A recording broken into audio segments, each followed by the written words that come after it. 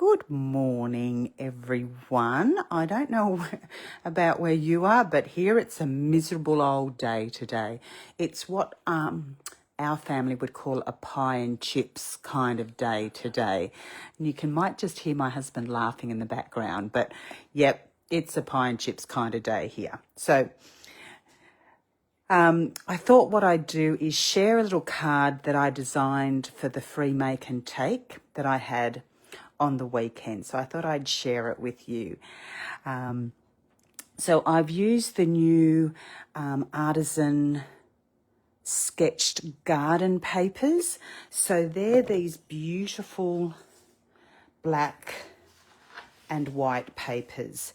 So this is the sheet that I've just cut down. So I've just cut down one of the little images, one of the little vases. So how sweet are they? So it's all florals on one side.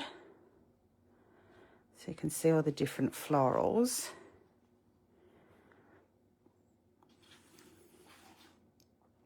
How lovely are they? Let your imaginations just run wild with these lovely ladies, crafty ladies.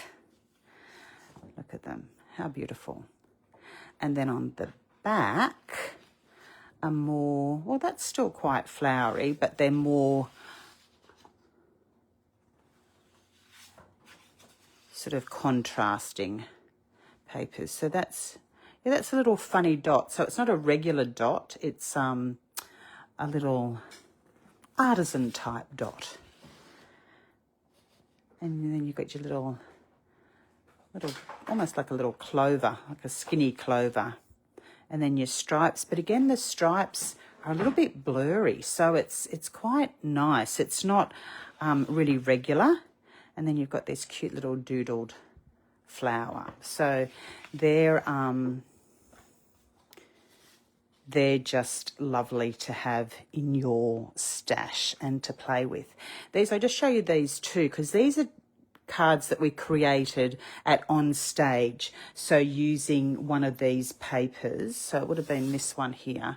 So just that one cut down. So knowing that, you know, your DSP is not just for scrapbooking, it's great for your card making and to cut down as well. So you can see same piece of paper, but with this one I've used the alcohol markers, the Stampin' Blends for the background. I've just coloured in the background and then just added a little bit of colour to the centres of the flowers. And this one, I've just done it almost look a little bit of outlining to the flowers. So you can see same paper, but looks quite different. So just, you know, having a play around and seeing what you can achieve. So that was, I just thought I'd share them with you. So let's pop them away. The other thing that we're going to use on this is the shimmer brushes. So I'm going to use the Hydrangea Hue and the Peaceful Pine. But there's also 3 other colours. So you've got Golden Glow, Crisp Cantaloupe, which is this one, and Barely Blush, which is the pink one. So they're available as well. So to start off with, we're just going to colour in our little vase. Now, the shimmer brushes are very bright. So if you want something a little bit more subtle, then what I've been doing is just popping a little bit on a block. But to start off with, when they first come, they'll have a ring around here for travelling. So you just need to take your ring off and then screw together. Now this is primed, but so I'm just going to pop the lid on so I don't splash everywhere. So just give it a good shake up to get the shimmer going. And then to prime it, all you do is press the push. And I would do it over, say, a block or a silicone mat, something where you're going to be able to use the excess. So just keep pressing. As you press, the fluid will come down into the brush, okay? And then any drips you can collect on your block and use at a later date. Now they do, if they dry out, so you can see here these have gone a little bit dry, you just reactivate them with a little bit of water. So what I always do, because they are quite bright, so on your piece of paper, because we're going to cut around this anyway, you can just press down and see, okay, that's the colour that it's going to come out. I'm quite happy with that because I want my little flowers to be nice and bright. So I'm just going to colour in the little flowers. And just be gentle with your brush. You know, you don't need to go and press really hard on your brush. Just use the tip and colour in. I find it quite therapeutic. I don't know about you, but it takes me back to kindergarten with lovely Sister Angela as my teacher. I can remember doing so much colouring in kindergarten. Okay, so just... Now what I'm going to do is I'm going to let them dry, but you can see, I'll see if I can show you how it's shimmering. See if I can get the light. So it's not really glittery, it just has a nice little shimmer. Am I going to be able to get the light right? Not really. Oh, there, I think I've got it. So you can see it's just that gentle shimmer. So it just gives it a little bit of something. Okay, so lid back on. And here we go with the green. Now, I know this green is quite dark. So what I'm going to do is I put a little bit more down on here. And then I'm going to just put a little bit of water from my water painter down, because I want these to be a bit lighter. And then I can test that out on here. Yep, so that's nice. And it's still got that little bit of shimmer, even though I've watered it down, it's still got a little bit of shimmer. And then just gently colouring in the leaves.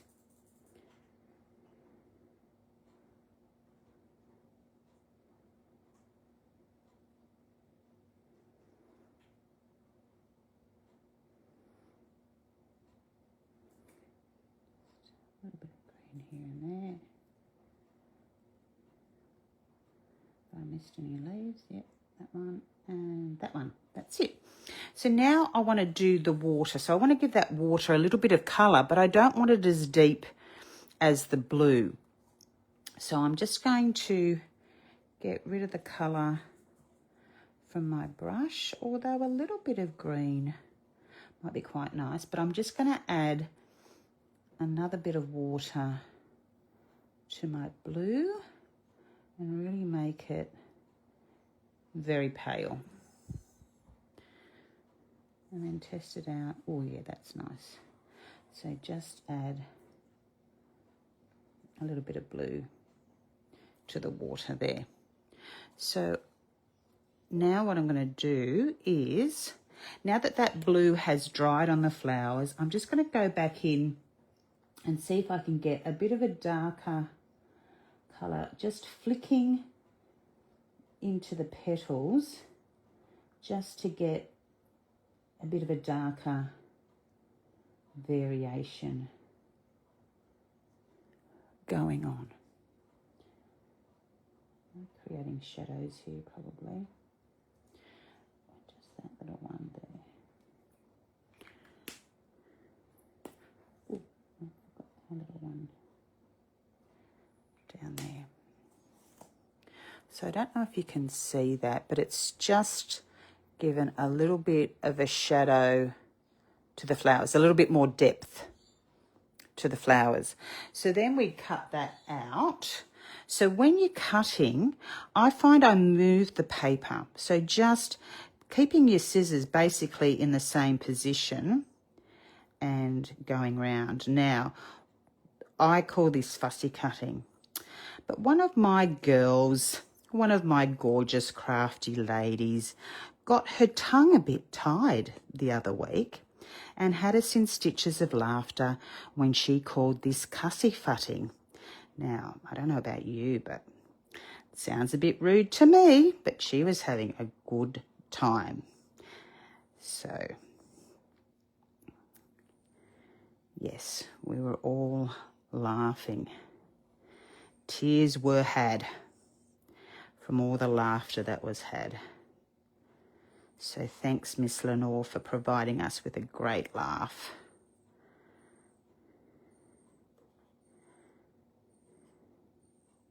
So I'm not going to continue, but that's it. I've got one that I prepared earlier. So here's my little piece that I prepared earlier. So that's that done. Now, you might recognise this little panel at the back. This was the lovely background die cut that was available for product of the month in April. Well, sadly, it's sold out, so it's no longer available. And you could use any embossing for this piece, this panel here. All I've done is torn it down. So I've just torn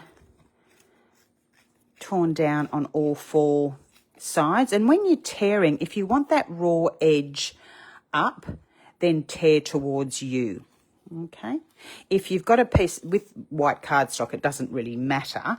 But if you're using a piece of DSP and you want that raw edge on the side that you're looking at, then just keep that up and tear towards you. So again, we've got a piece that I prepared earlier.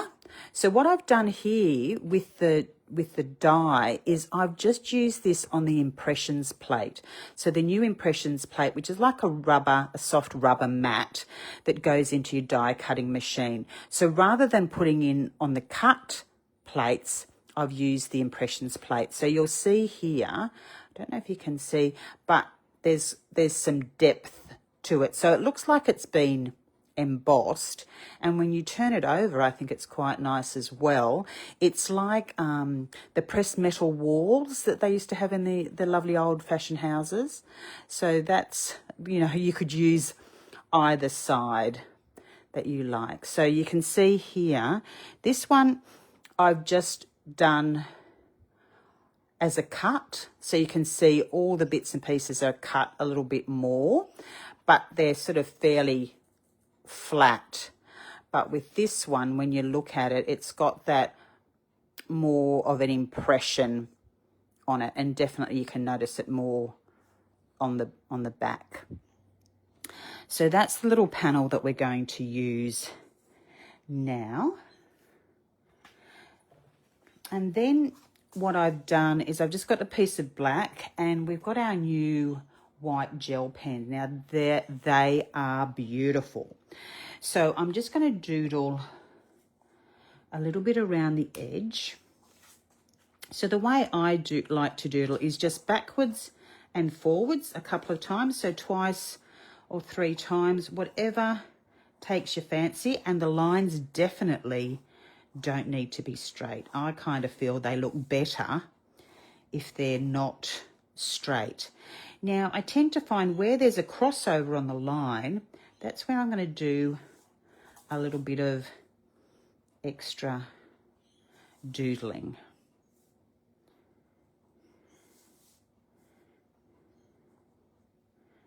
Okay, so that's what I've done there. You could also do, and like I've done on here, I've done a little sample kind of thing. You could do little dots. So you could go 3 dots, then a space and another 3 dots, and a space and another 3 dots. Or you could keep just going with dots all the way around. I'll just show you up close. Okay, you could do little stars. So 1, 2, 3. I tend to like to do things in 3s, and then you could do some strokes.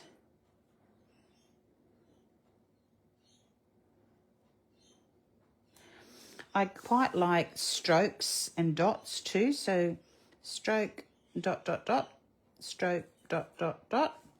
or just plain stitching. So you could just stitch. You could do little mountains, a zigzag, and then a straight. So it's up to you, you know, but these pens, as you can see, they come out lovely and bright, especially on black cards. So on those darker cards, they come out beautifully. So they're just some little doodles that you can practice. But for me, I like this one. So then all we're doing is we're getting our card base. So just folding your card base in half, giving a little score down, because I always find it pokes up at you, and especially because we're going to stamp directly onto the bottom of this. And this is, I love the burger. So what I do is, because I don't want to stamp too high, I'm just going to sit this piece here. I'm going to ink up our stamp. And then I'm just going to plonk it at the bottom there. So just press down.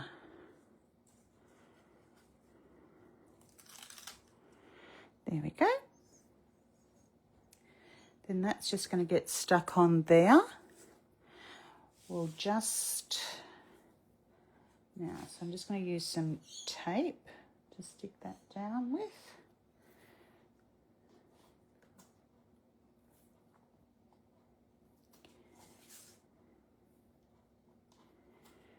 There we go. Now people have millions of ways of doing this. I tend to take all the tape off.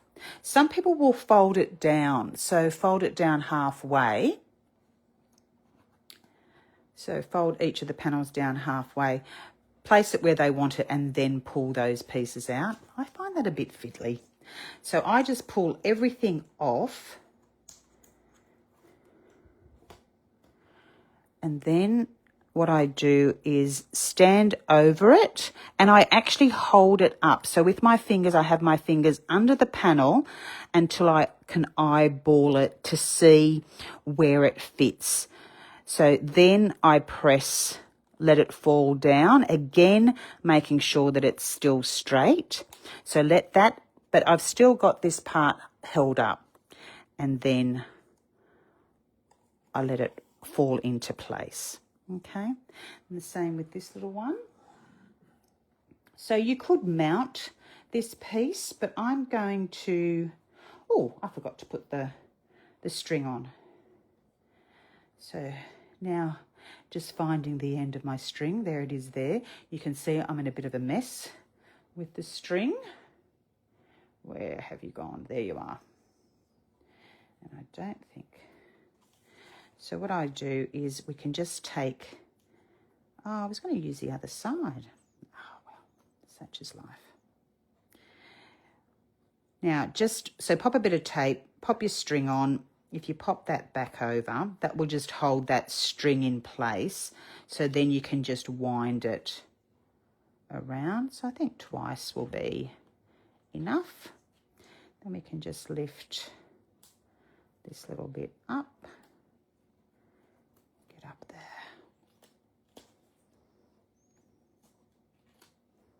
Oops, it's going to come up. It's not sticking properly because of the embossed image. Okay, so let's pop some more tape on that. Oh, we better nip that off. So then you just cut that off. Press down to make sure that's all sticking down. Tape. Now give it a good press, because otherwise it's not going to lift up, because you've got that uneven edge there. Give it a little press down, and then it lifts off easily if you sort of press that tape down. There we go. Press that into place. And then we can just pop that in the middle There. And then, of course, I've forgotten the mounting tape, but we would just mount that on top of there. Okay. So that's our little card. So the two little cards there with the different little icons on. So I hope you've enjoyed that, and I hope you get to have a play today. I'd love to see what you come up with. What I'll do is I'll post the names of the bits and pieces onto the link that goes with this video. Take care, everyone, and I hope you have a wonderful day and happy crafting. Bye.